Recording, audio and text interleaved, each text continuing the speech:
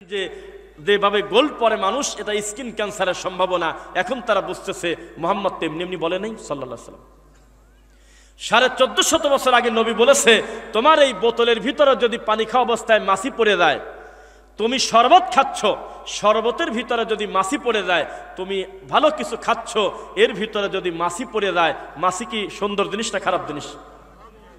তাহলে তুমি এক কাজ করো, মাছিটা ধরে ফেলে দাও, তাই নাকি? কি বলছে বলেন? কি মাছিটা আর একবার ভালো করে চুবায়ে তারপরে ফেলে খাও।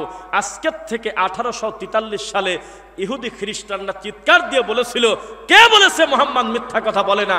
এই দেখো মিথ্যা কথা বলেছে, মুহাম্মদ একটা মিথ্যা কথা বলেছে, এটা অমানবিক কথা, এটা একটা নোংরা কথা। যে একটা নোংরা মাছি আমার পাত্রে মুখ দিল, আমি ফেলে দেওয়া বাদ দিয়ে নবী বলতেছে যে আর একটু ডুবায়ে খাও। আর আমি পারলে ফেলে দেবো, খাবো না, কারণ মাছি জন্ম নেয় হলো যে বাড়ির আশপাশে নোংরা তত বেশি, যে বাড়িতে পচা ভাত বেশি সে বাড়িতে মাছে মশা বেশি। কিন্তু মুহাম্মদ আবার কেমন পবিত্র, বলতেছে ওই পচা জিনিসটা আর একবার ডুবায়ে খাও, তার মানে এটা হলো নবী মিথ্যা কথা বলছে। তখন আপনার মুফতি খুঁজে পাইনি, তখন আপনার হুজুরদেরকে বলছিল এই চ্যালেঞ্জ কি নিবে? তোমার নবীর ব্যাপারে কটু মন্তব্য করে খ্রিস্টানরা। তখন হুজুর বলছিল আমাদের আরো কিছুদিন টাইম লাগবে, আমরা আরো ডিসিশন নিতে পারি নাই, নবী নূরের তৈরি না মাটির তৈরি। তখন বলছিল হুজুর কেউ কে চ্যালেঞ্জ গ্রহণ করবে, উইলিয়াম ক্যাম্পবেলের চ্যালেঞ্জ? তখন আমাদের দেশের হুজুররা বলছিল যে আমরা এখনো সিদ্ধান্ত নেই মিলাদকে দাঁড়া পড়বো না বসে পড়বো, হাত কি বুকে বাঁধবো না হাত ছেড়ে দেব, এটা এখন আমরা বুঝতে পারিনি, আমাদের আরো কিছুদিন টাইম লাগবে। ওদিকে তোমার নবীর ব্যাপারে কটু মন্তব্য করে। আমার সামনে যে কোরআন, এই কোরআনে 30টা ভুল ধরছিল, তার নাম ডক্টর উইলিয়াম ক্যাম্পবেল। মিথ্যা বললে এখনই নেটে সার্চ দেন, দেখছেন শিক্ষিত লোক দেখছেন। তখন কোন হুজুর মৌলবী খুঁজে পাইনি, কারণ হুজুর তো তাবিজ বেঁচে খায়, হুজুর তো ফাদাইল আমল পড়ে, হুজুর তো বেহেশতে দেবর পড়ে, হুজুর তো কিচ্ছা কাহিনী পড়ে, হুজুর তো নোংরামি করে বেড়ায়, হুজুর তো তাবিজ বিক্রি করে খায়, হুজুর তো মোরা খেয়ে বেড়ায়। হুজুর বুঝতে পারে নাই এই কোরআনের গুরুত্বটা কত, এই কোরআন সবচেয়ে দামি বিজ্ঞানময় কথা, ইনি এখনো গবেষণা করে নাই। যখন আল্লাহ সুবহানাহু ওয়া তাআলা কাকে না কাকে দিয়ে তো খেদমত নিবেন, যখন দেখলে টুপিওয়ালা এত বড় বড় জুব্বাওয়ালা দিয়ে কাজ হলো না, তখন আল্লাহ একটা প্যান্ট শার্ট পরা মানুষকে দিয়ে সারা পৃথিবীতে খেদমত নেছে কিনা বলেন? তখন আবার আমাদের দেশের হুজুররা চায়ের দোকানে দোকানে বসে বলতেছে উনি খ্রিস্টান। কোন বিপদ বল, কথা কি বুঝতেছেন? এখন বিজ্ঞান মাত্র 50 বছর আগে তারা ফরেনসিক ল্যাবে মাছির ডানা ঢোকায় দিয়েছে, মশার ডানা ঢোকায় দিয়েছে। যে আচ্ছা মুহাম্মদ সাল্লাল্লাহু আলাইহি ওয়াসাল্লাম কারণ ছাড়া তো কোনো কথা বলে না, মনে হয় কোনো একটা ব্যাপার আছে, কারণ উনি কোনো কথা বলেছে তার পিছনে কারণ নাই, তা হতেই পারে না। এর আগে কত চেষ্টা করছি ভুল ধরতে পারি নাই, মনে হয় কিছু কারণ আছে। আচ্ছা ময়লাওয়ালা মাছির ডানাটা একটু ফরেনসিক ল্যাবে ঢোকাও তো দেখি। ঢোকায় তারা একটা ডানায় ময়লা পেয়ে বলতেছে দেখছো দেখছো ময়লা পেলাম। আরেকটা ডানা যখন পরীক্ষা করলো, অথচ দুইটাতেই ময়লা ছিল। এখন তারা ডুবায় দেখে আল্লাহু আকবার, একটা ডানাতে ছিল ময়লা আর একটা ডানায় ছিল সেই ময়লার ওষুধ। সুবহানাল্লাহ। তো মুহাম্মদ সাল্লাল্লাহু আলাইহি ওয়াসাল্লামকে মানবেন না, খালি 12ই রবিউল আউয়ালে হু হু করে কাঁদবেন আর মিছিল করবেন, 10ই মুহররমের জিলাপি খাবেন আর 27শে তারাবির দিন খতম বক্সাবেন। জান্নাত তো সস্তা কথা নাকি? নবীর সব কথা মানতে হবে, রাসূলের প্রত্যেকটা নীতি আদর্শ মেনে নিতে হবে, নইলে আপনি টিকতে পারবেন না। আমাদের সমাজে দুই ধরনের হুজুরদের বক্তব্য খুব ভালো চলে। এক, কারণ ছাড়াই যারা মানুষকে গালাগালি করে, ও কাফের, ও ইহুদির দালাল, ও মুনাফিক, ওকে ধরো, ওই মন্ত্রীকে মারো, এই অমুক করছো, অমুককে জুতা পেটা করো, এইরকম ঠিক কিনা বলেন? হু হু করে যারা কারণ ছাড়া মানুষকে খেপায় দেয়, আগুন জ্বালাও, রাস্তা বন্ধ করো, এই সমস্ত কথা যারা বলে, তাদের বক্তব্যে দেখবেন হুজুর নাই থামতে বলে আল্লাহু আকবার, এরকম চলে। আর এক শ্রেণীর চলে, কানে হাত দিয়ে হুজুর খালি কাঁদিয়ে চলে যাচ্ছে, হুজুর দেখি বলতেছে তা হুজুর জানে না, শ্রোতা তো বহু দূরের কথা, লোকজন শুনতেছে হা করে। কিন্তু যারা মানুষের জীবন ঘনিষ্ঠ বিষয় নিয়ে কথা বলে, আমলিয়াত বিষয়ে কথা বলে, তাদের বক্তব্য খুব একটা ভালো লাগে না। বোঝা কি যাচ্ছে? এ জাতি কত অসভ্য জানেন? এই জাতি কত অসভ্য, পদ্মা সেতু পার হবেন ওই পার থেকে এই পার, এসে একটা সেলফি দিয়ে হোক, এমনিতেই যদি একবার লেখেন আলহামদুলিল্লাহ আমরা এমন একটা জিনিস পেয়েছি, আল্লাহর শুকরিয়া আদায় করি। এ কথা বললে বলবে তুমি মনে হয় উলামা লীগ করো। মেট্রো রেলের সামনে একটা আলেম মানুষ সেদিন দেখলাম, যখন উদ্বোধন হলে তার পরপর উনি বলল, দীর্ঘদিন জ্যামে ছিলাম, আল্লাহর ইচ্ছায় একটা সুন্দর জিনিস হলো, দিয়াবাড়ি থেকে চোখের পলকে আমি মতিঝিল চলে যাচ্ছি। এখন নিচে লেখছে, আগেই তো জানতাম তুই সরকারের দালাল। জাতীয় সভ্য, ভালোকে ভালো বলা যাবে না, মন্দকে মন্দ বলা যাবে না। যখন শরীফ শরীফা ইস্যু আসবে তখন মুসলমান চিৎকার দিয়ে খারাপকে খারাপ বলবে। যখন দেশের ভালো কোনো উন্নয়ন হবে তখনও মুখ দিয়ে বলতে হবে আমরা শুকরিয়া আদায় করি, আসলে জিনিসটা দরকার ছিল। ওই বরিশালবাসী বোঝে, কত লাশ পড়েছিল, কত অসুস্থ ব্যক্তি মরে গেছে ঘাটে, কত ওয়াজ করতে গিয়ে 2 দিন ঘাটেই পড়ে থাকছি, কুয়াশাও যায় না, ওপার ওপার হতে পারি না। আমরা বুঝতেছি এই পদ্মা সেতুর মাধ্যমে আল্লাহ আমাদের কত সুবিধা করে দিয়েছেন। এখন আমাদের কাছে এমন ভাবে কমেন্ট করে যে পদ্মা সেতু শুরু থেকে শেষ পর্যন্ত পুরা মিস্ত্রি মনে হয় আমি নিজে, কয় টাকা মানে কি হইলো না হইলো সব দায়িত্ব আমাকে দেওয়া লাগবে। জাতি খারাপ, ভালোকে ভালো বলা যায় না। এই সমাজের সবচাইতে ভালো কথা যে হুজুর বলে সেই হুজুরের গ্রামে টিকতে পারবে না। সরাসরি কোরআন থেকে আর হাদিস থেকে বক্তব্য দিয়ে আমাদের দেশের হুজুরদের 3টা জুমার খুতবা টিকবে না। সমাজে মিলেমিশে চলতে হবে। তার মানে সরিষার তেল, petrol, palm oil, diesel, kerosene, octane সবকিছু মিশায় ফেলো, নোংরা বানাও, এটা হলো সমাজের নীতি। কিন্তু আল্লাহ যা বলেছে, নবী যা বলেছে হুবহু সেটা বলা যাবে না। এর নাম হলো এই দেশ। বোঝা কি যাচ্ছে? তাই তো জওহরলাল নেহরু আফসোস করে বলেছিল, ও বাংলা ভাষাভাষী মুসলিমরা, তোমরা নিশ্চিত থাকো তোমরা আর আমরা কোনো পার্থক্য নাই, আমরা সব একই, খালি নাম আলাদা। তোমরা মুসলমান, আমরা হিন্দু। কারণ তোমাদের আছে দরগা, আমাদের আছে দুর্গা, তোমাদের আছে বাপ, আমাদের আছে মা। আমরা মাটির উপরে আকৃতি দিয়ে তার কাছে কিছু চাই, তোমরা মাটির নিচে গাড়ি, তার কাছে কিছু চাও, একই তো কথা। সেই জাত কত ভালো ধর্ম পালন করে বুঝতে তো হবে।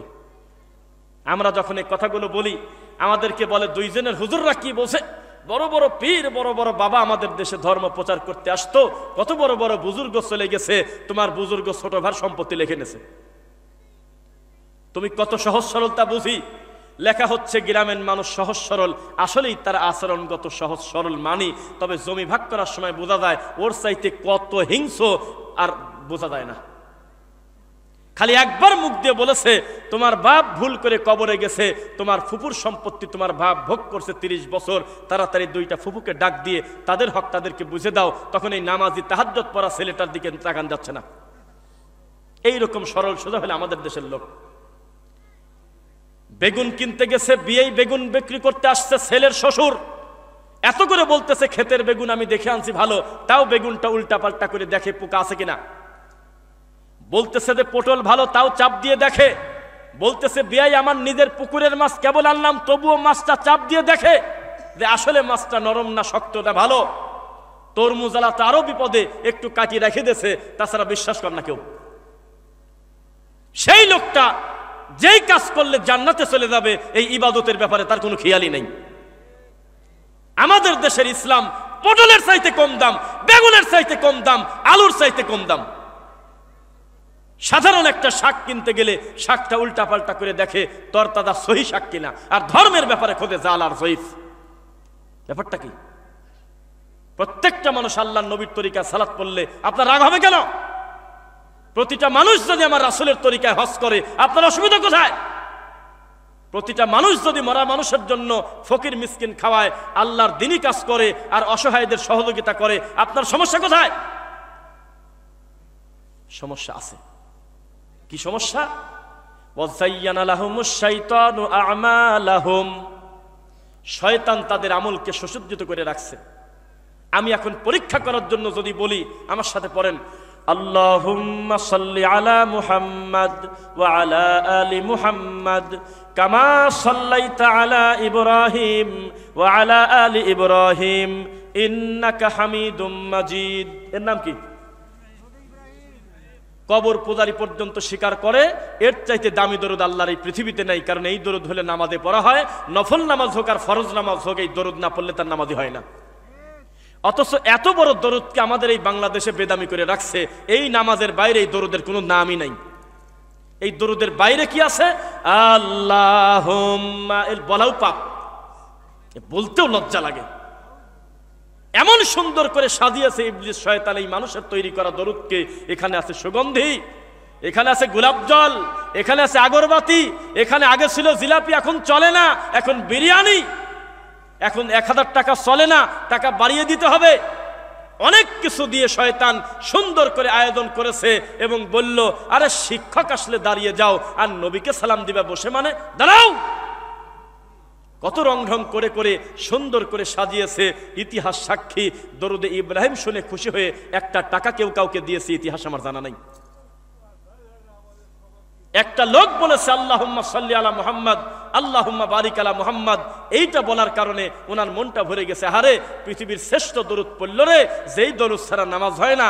নবীর মুখে এই দরুদ শুনতে পারি নাই, সাহাবায়ে কেরামের মুখে শুনতে পারি নাই, এই হুজুরের মুখে দরুদটা শুনে খুশি হয়ে 10টা টাকা দেব, ইতিহাস আমি কোনোদিন পাইনি। কিন্তু মানুষের তৈরি করা মিলাদ পড়ার কারণে খুশি হয়ে 20,000 টাকা দিয়ে দিয়েছে, 2 কাঠা জায়গা লিখে দিয়েছে মিরপুরের মতো জায়গায়। কারণ এটা মানুষ তৈরি করেছে, এটা হলো সিটি গোল, এটা দেখতে সুন্দর, ঝালমুড়ির মতো খেতে সুন্দর, পেটে গেলে গ্যাস হয়। মানুষ কবে বুঝবে সুন্নাতের পাওয়ার কত? আল্লাহর রাসূলের নীতি আদর্শের বাইরে চললে আপনি বরকত পাবেন না। হাউজে কাউসারের পানি যদি কেউ না পায়, এর থেকে হতভাগার কে হতে পারে? পারে কি? অথচ আমাদের সমাজের মানুষগুলো বেখেয়াল। তারা মানুষ, পীর ফকিরের কাছে যাওয়ার লোক আছে কিনা এলাকায়? আছে কিনা? আজকে চেয়ারম্যান সাহেব আছেন, সম্মানিত প্রেসিডেন্ট সাহেব আছেন আজকের মাহফিলে। আমি যে কথাগুলো বলতেছি এই তাদের চেহারার দিকে তাকাবেন, কারণ তারা শিক্ষিত মানুষ, তারা ভালো বুঝবে। খেয়াল করবেন, মানুষ পীরের কাছে যায়, এটা একটা অবৈজ্ঞানিক, একটা নোংরা নীতি। কেন? তাকান আমার দিকে। আল্লাহর নবী কিন্তু বংশপ্রথা, বর্ণপ্রথা, কালো সাদা থেকে উত্তম নয়, সাদা কালো থেকে উত্তম নয়, আরব অনারব থেকে উত্তম নয়, অনারব আরব থেকে উত্তম নয়। মানুষে মানুষে ভেদাভেদ দূর করার জন্য তিনি আসছিলেন। কি কথা বলে না? অথচ আমাদের ভেদাভেদ আরো পার্থক্য করে বড় করে লেখা আছে। প্রধান অতিথি হলো ফুরফুরা হইতে আগত, অমুক হইতে আগত, বর্ডার পার হয়ে বাবা আসিবেন, বাবা হইলে আওলাদে রাসূল, অমুক সিলসিলা, দুনিয়ার উল্টা পাল্টা লেখে পীর কেবলা, এরকম লেখা আছে কিনা? মেজো হুজুরের, ছোট হুজুরের, সাহেবজাদার খেতা, নারী ভুরি, বদনা শিকল, যে কত তার হিসাব নাই। অথচ নবী বলেছে, শোনো, ইন্না আকরামাকুম ইনদাল্লাহি আতকাকুম, তোমাদের ভিতরে সম্মানে সে তত বেশি যে তোমার আল্লাহকে ভয় করে। একটা মুসি মেথর তাকে ব্যঙ্গ করতেছেন কেন? সে যদি মুসলিম হয়, সে যদি আপনার থেকে বেশি আল্লাহকে ভয় করে, তার মর্যাদা বেশি। বিশাল জুব্বাধারী বড় মাওলানা, সে যদি আমার নবীকে অনুসরণ না করে, সে খারাপ। মানুষে মানুষে ভেদাভেদ থাকবে কেন? একটা মানুষ নির্দিষ্ট করে মানুষকে মুরিদ করবে, এর থেকে বড় শিরক এই মাটির উপরে নাই। বোঝা যাচ্ছে? পীর মুরিদি কাকে বলে? আমি এক শব্দে বলে আমি কথা বলি। পীর মুরিদির শব্দের অর্থ হলো, শনিবারকে পীর বলতেছে বৃহস্পতিবার, তখন এই মূর্খ মুরিদ বলবে, জি বাবা, জি বাবা, যেহেতু তুমি বলছো তাহলে ক্যালেন্ডার বাদ, বাবা তোমারটাই ঠিক। রবিবারকে বলবে মঙ্গলবার পীর, মুরিদ কোনো কথা বলতে পারবে না, কারণ যেদিন মুরিদ হয়েছে পীর সেদিন বাড়ি দিয়ে তার বিবেকের আক্কেলের দাঁত ফেলায় দিয়েছে। তাছাড়া এই মাথার রুমাল ছেড়ে দেয়, এদেই ভাই ধরে, তারপরে 2-1 ধরার পরে রুমাল আর থাকে না, তখন একজন একজনের পেটে হাত দেয়, ওই পিছন পর্যন্ত কারেন্ট পৌঁছছে। তখন বলতেছে, আমি আমার কলব ছেড়ে দিলাম দাদা ঠাকুরের কাছে, দাদা মেজো হুজুর, লোয়া হুজুর, সাদি হুজুর, শিকল বাবা, টানতে টানতে আব্দুল কাদের জিলানি, তারপরে আদম নবী, তারপরে কিসের সাথে কি ঘুরাচ্ছে। এই অসভ্য!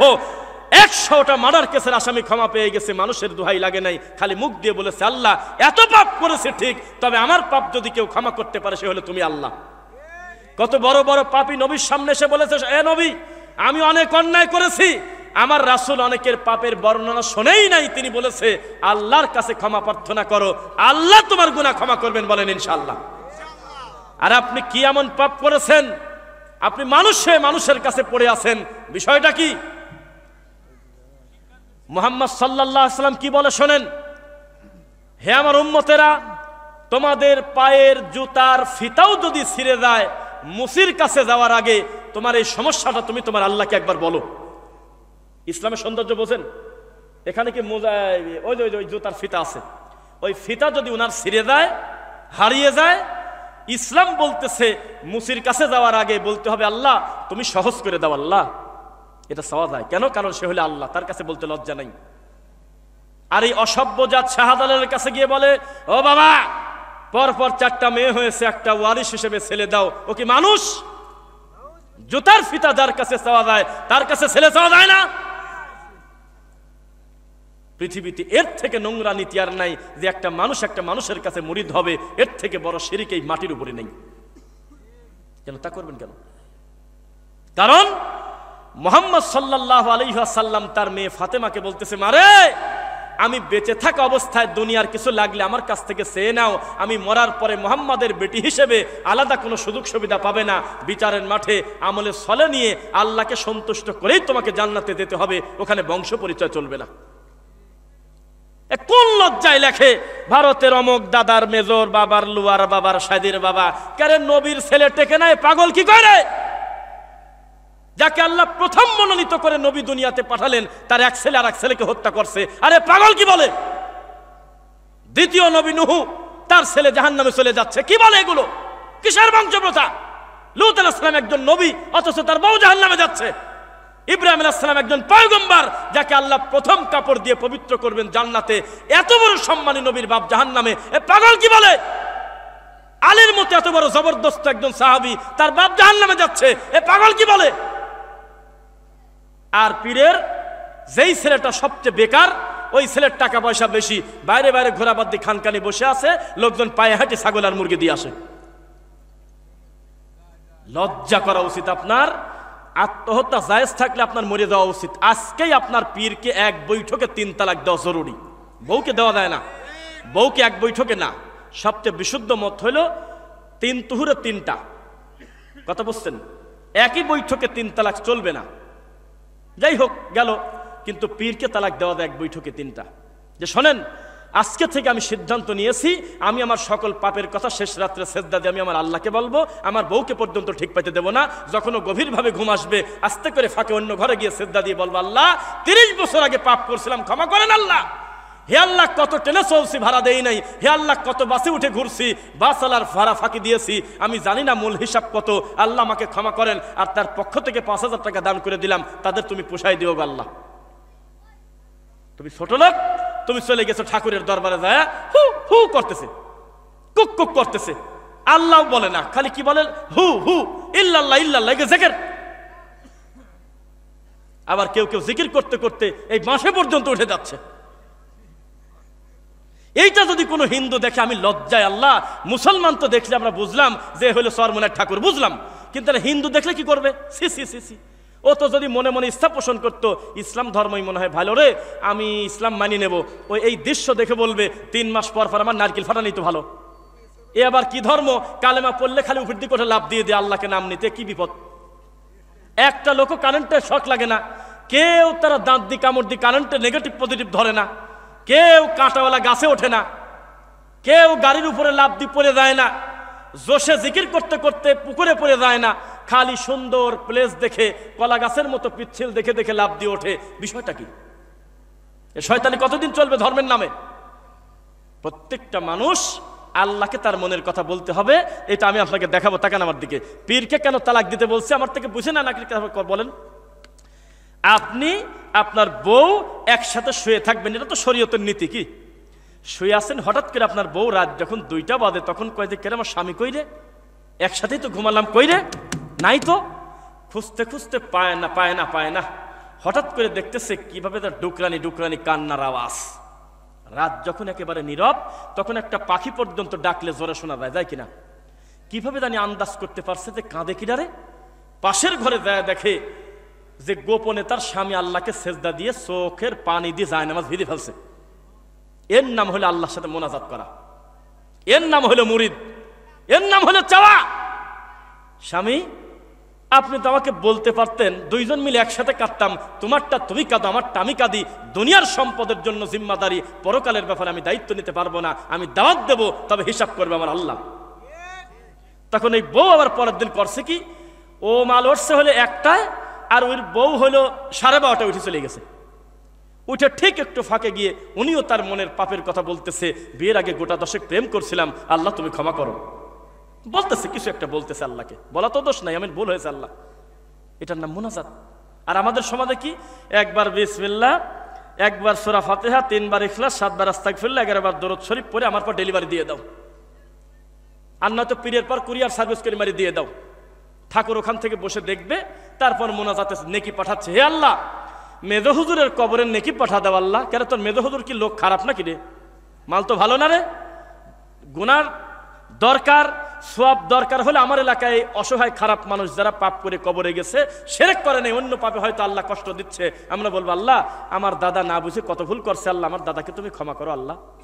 ও যত নেকি খালি পীরের কাছে ডেলিভারি দিয়ে দিচ্ছে, তাহলে তো মাল ভালো না। তো এত কষ্ট করে ইবাদত করলো, এখন মুনাজাতের নেকি দিয়ে দিচ্ছে ইন্ডিয়ার বর্ডারে। বিষয়টা কি? এরকম নীতি আছে শরীয়তে? মুহাম্মদ সাল্লাল্লাহু আলাইহি ওয়াসাল্লামের সবচাইতে দামি সাহাবী, উম্মতে মুহাম্মাদের শ্রেষ্ঠ সন্তানের নামটা একটু বলেন মুখ দিয়ে। কিছুই জানে না। আবু বকরের নাম কি সন্দেহ আছে? সে আবু বকর একদিন উটের উপরে বসে আছে, তো উটের নাকের থেকে রশি খুলে পড়ে পড়ে যাচ্ছে। রশি থাকে না নাকে লাগছি, তো আবু বকর রাদিয়াল্লাহু তাআলা কি করলেন, ডান হাত দিক গোতা মারে পার পর উরু রানের উপরে, হাঁটুর উপরে, তখন আপনার উটটা কাত হয়, তখন টান দিয়ে তোলে আবার। এই দৃশ্য যখন 3 বার হয়েছে, তখন সাহাবায়ে কেরাম আর সহ্য করতে পারেন, এই বলতেছে সুবহানাল্লাহ, কি করতেছেন আপনি? আপনি প্রেসিডেন্ট, আপনি ইশারা করলে টান দিয়ে এই মুহূর্তে আমরা রশিটা তুলে দিতাম, এতে কি এমন অন্যায় হতো? তখন আবু বকর রাদিয়াল্লাহু তাআলা আনহু বললেন, শোনো, আমি জানি এই রশিটা তুলে দিলে কোনো পাপ হতো না, আমি জানি দেওয়া যায়, কিন্তু আমার ভয় হয় আমার বন্ধু, আমার জামাই, আমার কলিজার টুকরা মুহাম্মদ সাল্লাল্লাহু আলাইহি ওয়াসাল্লাম মরে যাওয়ার আগে আমাকে বলে গেছে, ইদা সাআলতা ফাসআলিল্লাহ, যা দরকার আল্লাহকে বলো। সুবহানাল্লাহ। এই সাধারণ জিনিস আমি তোমার থেকে নেব কেন? আমি তো তুলতে পারি। আর পীর শুয়ে আছে, কোথায় যে হাত দিচ্ছে ঠিক নাই, তবে 1 বোতল সরিষার তেল অলরেডি ফুরিয়ে গেছে। কেন মানুষ মানুষের কাছে এত অসহায় থাকবে কেন? বিষয়টা কি? রাগ করতেছেন মনে হয়, রাগ করতেছেন নাকি? এই নীতি শরীয়তে নাই। কালো সাদার কোনো পার্থক্য নাই, খাটো লম্বার কোনো পার্থক্য নাই যে একটা লোককে আপনি খোঁটা দিবেন। আপনি কথা বলবেন, বেটা তুই হাফেজ হয়েছিস, তোর বংশে সব নামাজ পড়ে না, তোর বংশে কোনো হুজুর আছে, কটূক্তি করা যাবে না। আবার বিশাল বংশীয় আলেম, কিন্তু ধর্মকর্ম না বুঝে নষ্ট হয়ে গেছে, হতে পারে কিনা? মানুষ বুঝে গেছে ডাক্তারের ছেলে ডাক্তার কমই হয়, ইঞ্জিনিয়ারের ছেলে ইঞ্জিনিয়ার কমই হয়, এমপির ছেলে এমপি কমই হয়, কিন্তু পীরের ছেলে পীর কানা হলে হয়ে যাচ্ছে। কোন বিপদের পড়লাম এটা? এই কুষ্টিয়া, পাবনা, রাজবাড়ী আশেপাশে পীর ফকিরের এমন আড্ডা, যেদের ধর্মকর্মের সাথে কোনো সম্পর্কই নাই, এটাদের ওয়াজ মানেই হলো খালি ঠাকুরের গল্প। সারা জীবন শুনে আসলাম, পদ্মার এই পার থেকে ওয়াজে বলতেছে বাবা হলে যায় নামাজ দিয়ে ওই পার চলে গেছে, আবার ওই পার ওয়াজে বলতেছে বাবা এই পার থেকে ওই পার চলে গেছিল। এই শয়তানি গল্প আর কতদিন চলবে? এই যে আপনার কুষ্টিয়া মিরপুরে ওয়াজ হয়, বলতেছে যে মুরিদ অন্ধকার রাতে বিপদে পড়ে গেছে, সামনে একটা বাঘ, কি করা যায়? হঠাৎ করে দেখে যে বাঘটা মরে পড়ে গেল, ওর দূর থেকে একটা আঘাত লাগলো, বুঝতে পারলো না, পরে পীরের কাছে গিয়ে বলল বাবা এইরকম ঘটনা ঘটেছিল। তখন ফুরফুরার পীর বলতেছে, বাবা রে আমি তো ওযু করতে বসছিলাম, আমি দেখলাম তোর সামনে বাঘ, আমি সহ্য করতে না পারি কাঁসার বদনা একটু জোরে করে আড়ি মারছি, ওই বাঘের লাগি বাঘ মরে গেছে, যা দেখ অমুক গাছের সাথে বদনাটা এখনো আছে। চলতেছে। আমাদের দেশের লোকের ওয়াজ হলো মানসুর হাল্লা যেই মনসের পাগলের জেলের ভিতরে আল্লাহর কাবা ঘর চলে আসে, শুনছেন আপনারা? এত সাক্ষী। অথচ নবী মদিনা থেকে মক্কায় পায়ে হেঁটে কষ্ট করে গিয়েছে, 1 ইঞ্চি কাবা নড়াচড়া করে নাই। আমাদের দেশের লোকের কি আবেগ! আমাদের দেশের লোক জিকির করতেছে, বাসে উঠে যায়, লাফ দিয়ে একটা অন্যের গলা ধরে পড়ে যায়, মাইক উল্টে ফেলে, পীরের কানে কামড় দেয়, দেখছেন? অথচ জীবনে কোনোদিন ইতিহাস সাক্ষী আমরা হাদিস কোরআনে পাই নাই যে আবু বকর জিকির করতে করতে, উমার জিকির করতে করতে সহ্য করতে না পেরে 3 ইঞ্চি নড়াচড়া করছে। কোনো দিন কেউ দেখাতে পারবে না যে 3 ইঞ্চি নড়াচড়া করছে আবেগ সহ্য করতে না পেরে আমার আল্লাহর নাম নিতে গিয়ে। তোমার এত জোশ আসে কোথা থেকে? বিষয়টা কি এত? আল্লাহকে মানতে হবে, মানবেন ইনশাল্লাহ? পীর ফকিরকে বাদ দিতে হবে। আপনার বাপ আপনার সম্পদ, আপনার মা আপনার সম্পদ, আপনি আমার কোনো কথা যদি আপনি শুনে যদি ভালো না লাগে, এই একটা কথায় দ্বিমত করতে পারবেন না, পীরকে যে আন্তরিকভাবে আপনি জীবনে 1000-এর উপরে আব্বা বলে ডাক দিয়েছেন, আমার তদন্তে জীবনে কোনোদিন একবারও আপনার নিজের বাপকে এত মহাব্বত নিয়ে আদর নিয়ে আপনি ডাক দেন নাই। দেন নাই? কত প্রমাণ চাচ্ছেন আপনি? আপনার বাপ মরে যাওয়ার আগে কত কষ্ট করে মারা গেল, অথচ আপনি পীরের দরবারে আপনি গরু নিয়ে যাচ্ছেন, ছাগল নিয়ে যাচ্ছেন, কত কিছু নিয়ে যাচ্ছেন। এর নাম হলো শিরক। এর নাম কি? কবে বুঝবেন? রাসূল সাল্লাল্লাহু আলাইহি ওয়াসাল্লামকে মেনে নেবেন ইনশাআল্লাহ। সমাজে কত প্রচলিত বিদআত। তার একটা কথা বলি, জানাজার নামাজে সূরা ফাতিহা পড়লে হুজুরের ডিস্টার্ব হয়। গ্রামের লোক সুদ খালি, হুজুরের ডিস্টার্ব হয় না। আরে আমার ডিস্টার্ব হয় রে, এই গ্রামের লোক সুদ খায়, আমি চলে যাব। এই গ্রামের লোক ঘুষ খায়, আমি চলে যাব। এই গ্রামে মাদক খেয়ে আমাদের সোনার যুবকরা নষ্ট হয়ে যাচ্ছে, আমার খারাপ লাগতেছে, আমি চলে যাব, তা বলে না। কিন্তু কেউ যদি সূরা ফাতিহা পড়ে নামাজে যদি জোরে আমিন বলে, তাহলে ওনার আর সহ্য হচ্ছে না, উনি চলে যেতে চায়। লাশকে সামনে রেখে নবী বলেছে, লা আযান ওয়ালা ইকামা ওয়ালা নিদা, ডাকা নাই, আজান নাই, একামত নাই, টাইম হবে, সালাত হবে, খালি মুখ দিয়ে বলবে, আমার আব্বা যদি কোনো ঋণ থাকে আপনার আমাকে বলেন, আমি তার ওয়ারিশ হিসেবে পরিশোধ করব, না পারলে ক্ষমা চাইব, আমার আব্বার জন্য দোয়া করবেন, আল্লাহু আকবার, শেষ। আর কাজ নাই। জানাজার ভিতরে মন মতো কান্নাকাটি করে আল্লাহকে কিছু বলো।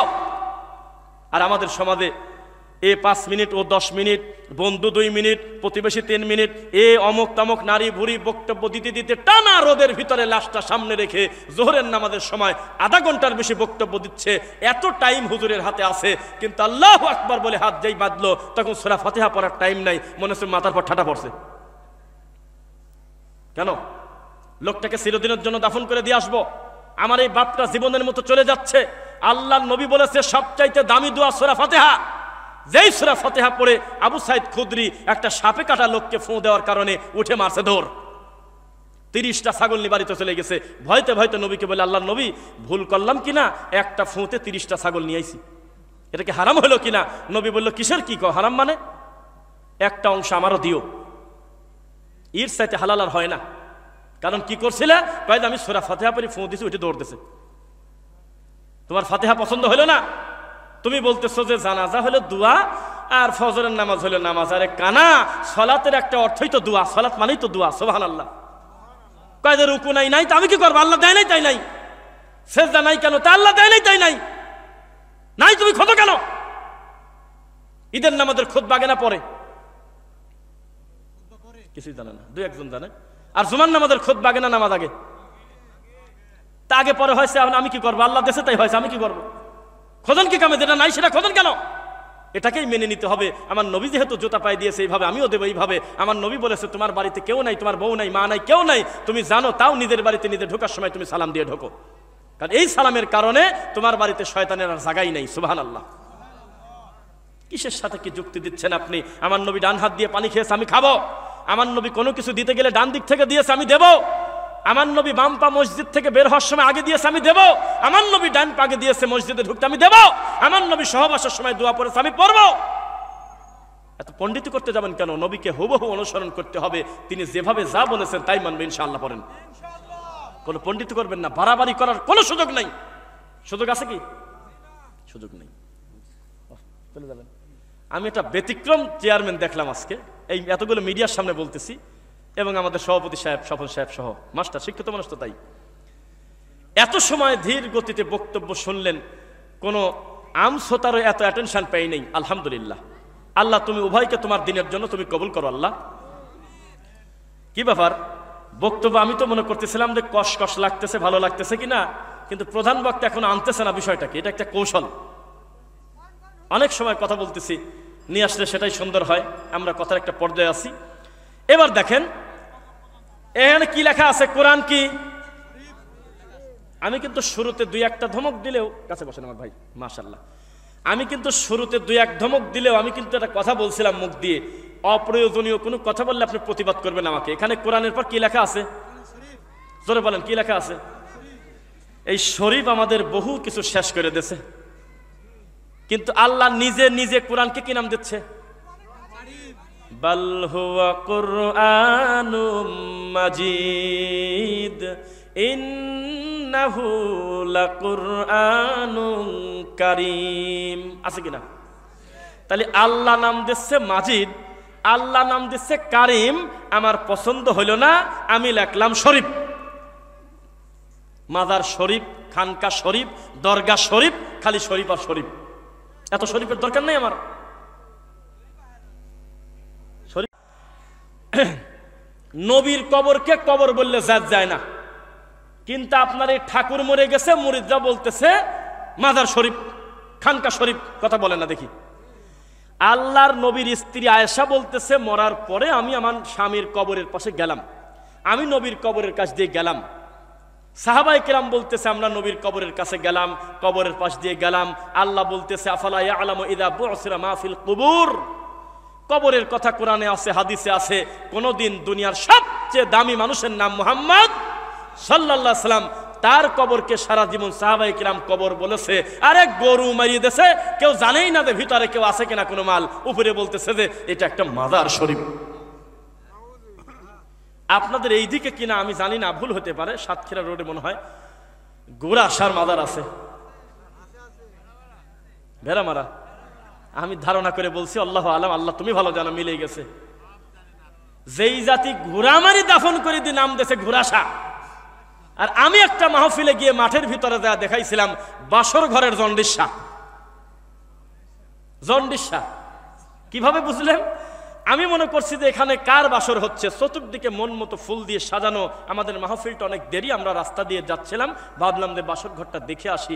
ডিজাইনটা, মানুষ আছে তা বলবো না, মাগরিবের আগে সুন্দর একটা ডিজাইন, আমরা দেখে আসি, দেখতে ভালো লাগতেছে। যা দেখি বাসর ঘরে জন্ডিসা। তখন বললাম যে কি ব্যাপার? কয়েদে মাল মরার পর থেকে আমরা বাসর ঘরের মতো সাজাইছি, বাঁচি থাকতে সাধন হয় নাই তো, তাই মরার পরে বাসর সাজাইছি।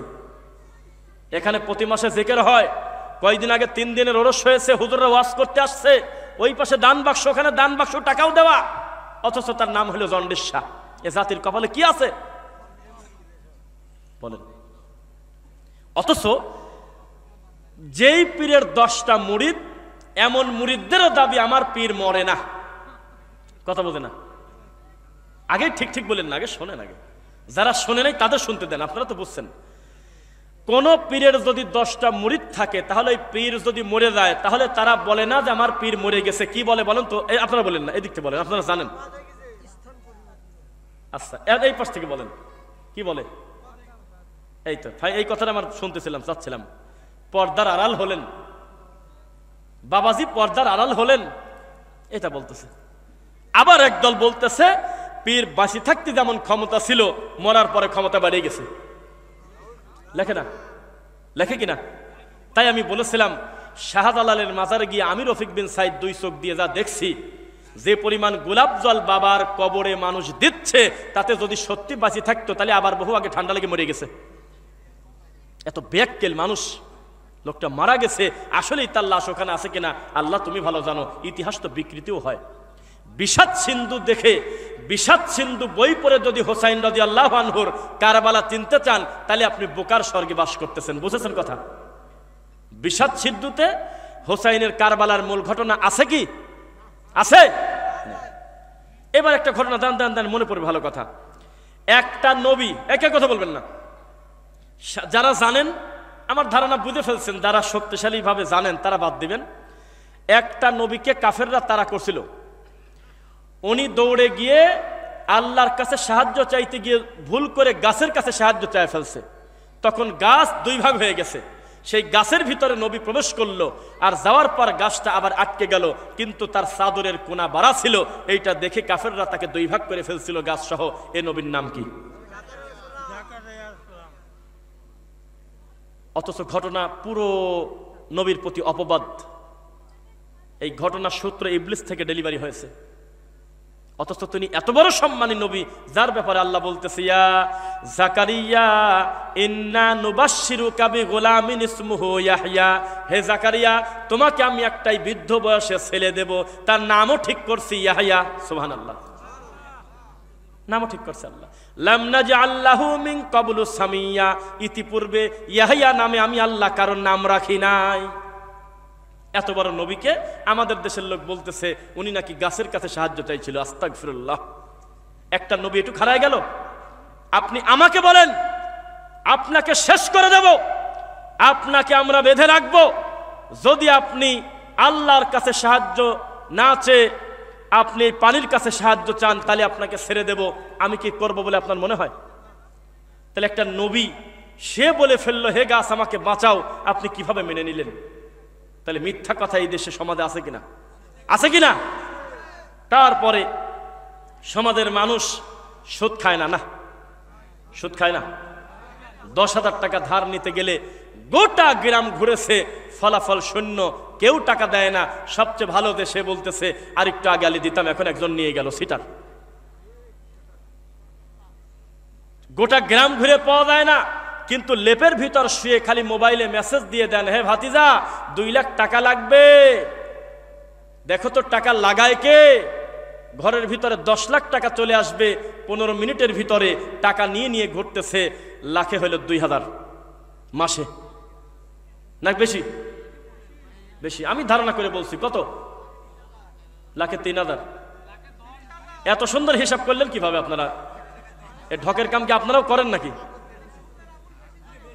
যেই সমাজে সুদকে মানুষ হালাল করে নিয়েছে আর কর্জ দেওয়াটাকে হারাম করে নিয়েছে, তাদের তাকদির আর কি থাকতে পারে? বিপদগ্রস্ত মানুষ যদি মানুষের দ্বারে দ্বারে ঘোরে, কেউ 10টা টাকা সাহায্য করে না, অথচ ওই লোকটা মরে গেলে তখন আসে কুলখানি খাওয়ার জন্য শকুনের দল, যে মরা খায় আসি। এর থেকে অমানবিকতা কি হতে পারে?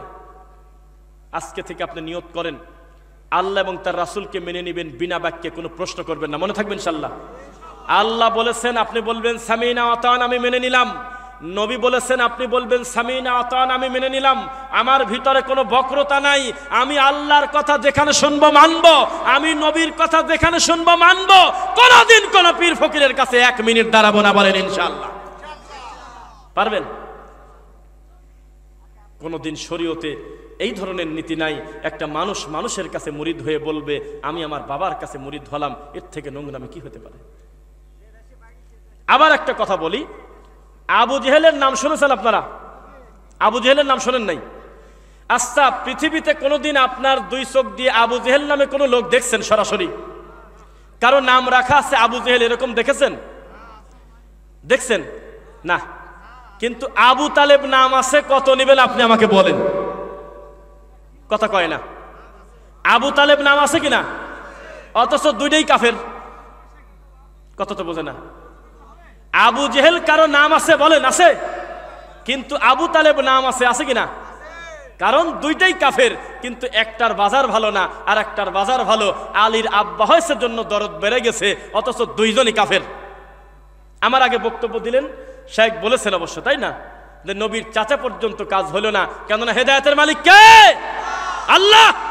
ইন্নাকা লা তাহদি মান আহবাবতা ওয়ালাকিন্নাল্লাহু ইয়াহদি মান ইয়াশা।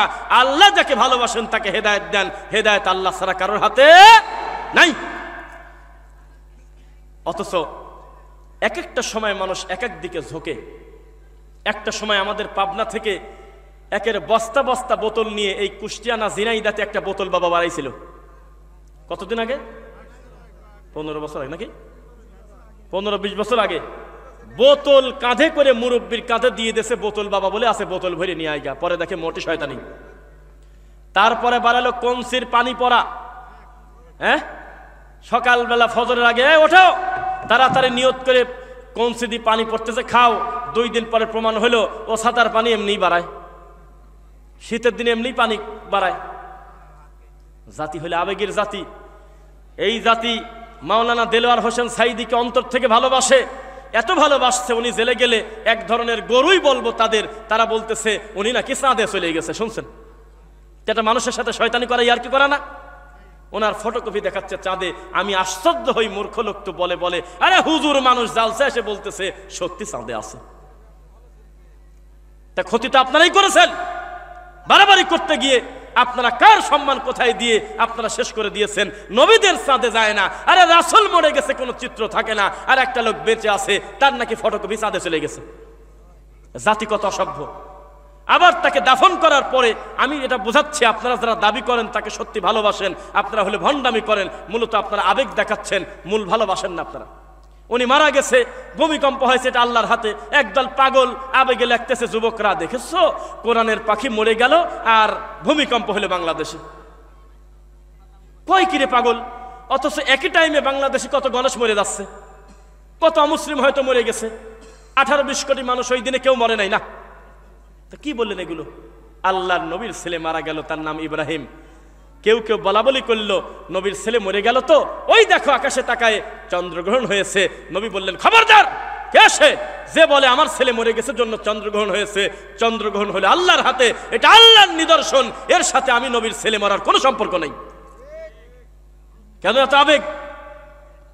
এখন আমি কয়েকটা কথা বলবো, এই কথাতে কলম দেওয়ার জায়গা আপনার থাকবে না। আমি বুঝতেছি 2-1% মানুষের একটু খারাপ লাগতেছে, তবে পুরো বক্তব্য শেষ করে যাবেন ইনশাল্লাহ। দেখেন আমার দিকে তাকান। আজকে আমরা বলতেছি শবে বরাতের রুটি হালুয়া করে নবীর প্রতি অপবাদ দেওয়া যাবে না। শবে বরাতের কোনো রোজা নাই, শবে বরাত উপলক্ষে কোনো ইবাদত বন্দেগী নাই। শবে বরাতের উপলক্ষ করে রুটি হালুয়া করা এটা একটা নব্য বিদাত, এটা নবীর প্রতি অপবাদ দেওয়া। সেম কথা 40 বছর আগে আপনার ভালোবাসার সাইদি সাহেব বহু আগে বলেই গেছে। আমরা বলেছি সালাম ফিরানোর পর নবীজি দোয়া পড়েছেন, সবাই মিলে হাত তুলে মোনাজাত করেন নাই। তিনি পড়েছেন আস্তাগফিরুল্লাহ, তিনি পড়েছেন আল্লাহু আকবার, তিনি পড়েছেন আল্লাহুম্মা আনতাস সালাম, তিনি পড়েছেন আয়াতুল কুরসি, তিনি পড়েছেন আল্লাহুম্মা আইন্নি আলা যিকরিকা ওয়া শুকরিকা ওয়া হুসনি ইবাদাতিক, তিনি পড়েছেন আল্লাহুম্মা লা মানি আলিমা আ'তাইতা ওয়া লা মু'তি আলিমা মানা'তা ওয়া লা ইয়ানফাউযাল জাদ্দি মিনকাল জাদ, তিনি পড়েছেন 33 বার সুবহানাল্লাহ, তিনি পড়েছেন 33 বার আলহামদুলিল্লাহ, তিনি পড়েছেন 34 বার আল্লাহু আকবার অথবা 33 বার আল্লাহু আকবার, তিনি পড়েছেন লা ইলাহা ইল্লাল্লাহু ওয়াহদাহু লা শারীকা লাহু লাহুল মুলকু ওয়া লাহুল হামদু আলা কুল্লি শাইইন কাদির। বসে বসে 20 মিনিট পড়বেন এমন দোয়া আমার নবী ডানে বামে সালাম ফেরানোর পর মুসল্লির দিকে মুখ করে পড়তেন। আপনার কি বিশ্বাস হলো না? অথচ আমল আপনি করলেন না। আপনি পণ্ডিতি করে নিজে নিজে প্রতিষ্ঠিত হতে চাচ্ছেন। আমার নবীর অগণিত সুন্নাত আপনি আমল করেন না, সেগুলোতে অবহেলিত করে রেখেছেন। এর জবাব কে দেবে? অথচ মুহাম্মদুর রাসূলুল্লাহ সাল্লাল্লাহু আলাইহি ওয়াসাল্লামকে অনুসরণ যদি কেউ না করে, সে কি জান্নাতে যেতে পারবে? মা আতাকুমুর রাসূলু ফাখুযু ওয়া মা নাহাকুম আনহু ফান্তাহু। শোনো, আমার নবী যেটা দেয় সেটা মেনে নাও, আমার নবী যেটা নিষেধ করে তা থেকে বিরত থাকো। এটাই হলো ঈমানের লক্ষণ, ঠিক কিনা বলেন? তাহলে রাসূল সাল্লাল্লাহু আলাইহি ওয়াসাল্লামকে পূর্ণাঙ্গ অনুসরণ করবেন ইনশাআল্লাহ। এখন আমাদের সম্মানিত প্রিয় শেখ মুখলিসুর রহমান বিন আরশাদ মাদানী হাফিজাহুল্লাহ, লিসেন্স, মদিনা ইসলামী বিশ্ববিদ্যালয়, আল্লাহর এই মাটির উপরে পৃথিবীর সবচাইতে আকীদা এবং মানহাজের টনটনা একেবারে মদিনার ইলম যেখানে শিক্ষা দেওয়া হয়, সেখান থেকে সর্বোচ্চ ডিগ্রি নিয়ে আজকে আপনাদের সামনে বক্তব্য দিবেন, যার নামের উপরে বহু বেদাতি ঘরে